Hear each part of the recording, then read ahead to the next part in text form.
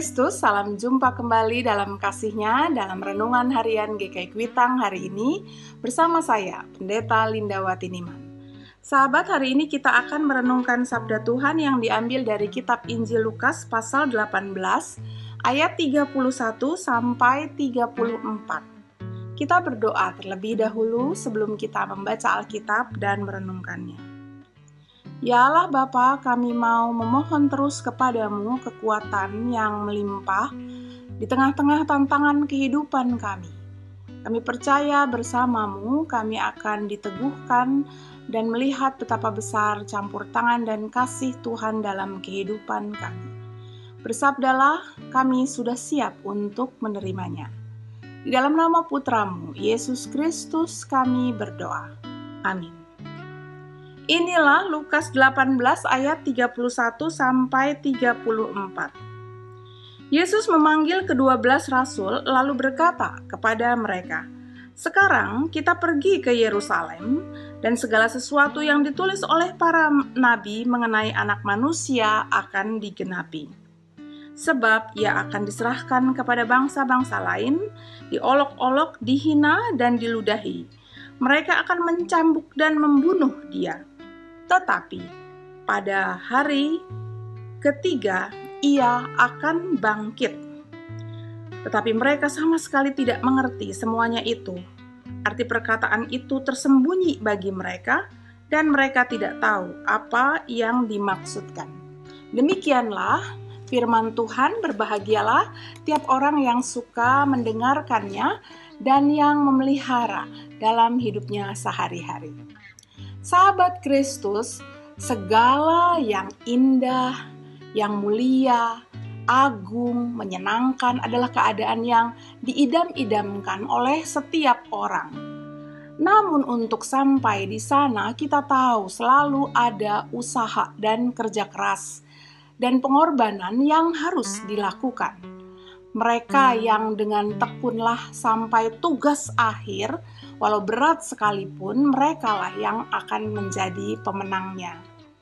Namun harus diakui bahwa kita juga menjumpai mereka yang hanya menyukai hasilnya yang gemilang saja, tanpa usaha kalau bisa, atau tanpa kerja keras dan kegigihan.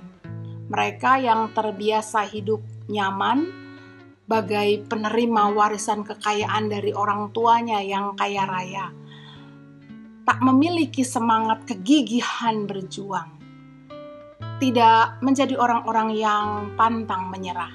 Akibatnya adalah menghasilkan mereka yang mudah layu, hancur ketika menghadapi tekanan dan penderitaan.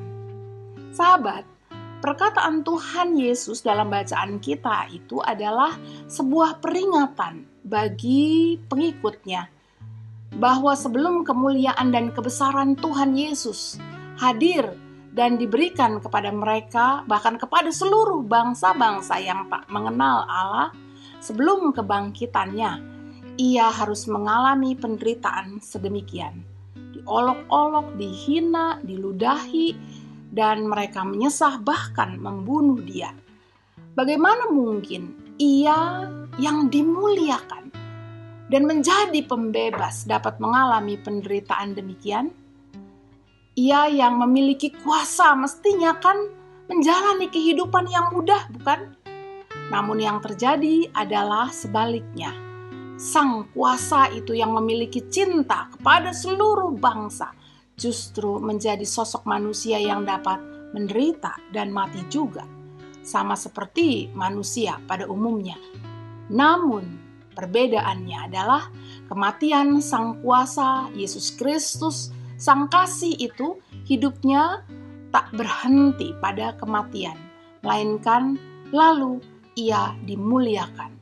Ia bangkit dari maut. Sahabat Kristus, inilah akhir dari kehidupan.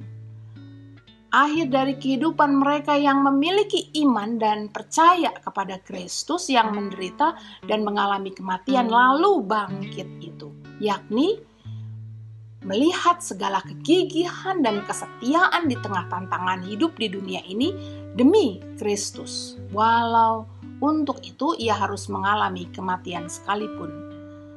Itu semua akan dipandang sebagai jalan menuju kemuliaan Allah yang mewujud dalam hidupnya kemudian.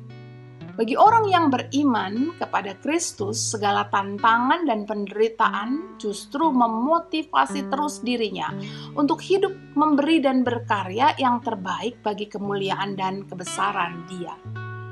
Penderitaan adalah sarana Tuhan Allah memberikan arah dan bahkan jalan menuju kemuliaan dirinya yang akan diberikannya kepadanya oleh Kristus, Sang Juru Selamat yang telah menjadi teladan bagi hidupnya.